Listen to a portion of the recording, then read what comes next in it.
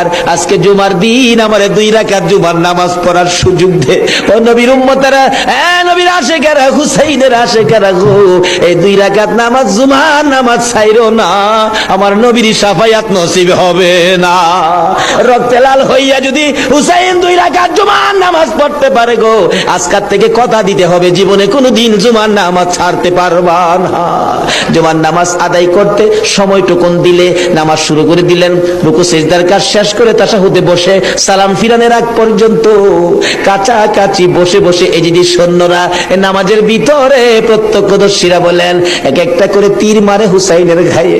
ডান দিক দিয়ে যদি তীরটা মারতো, বাম দিক দিয়ে বেরিয়ে যাইত, সামনে দিয়া মারলে পিছন দিয়া বেরিয়ে যায়, এই কিসিমের তীর গো নামাজের ভিতরে 72টা তীর লাগাইছে। হুসাইন সালামটা ফিরাইয়া নানা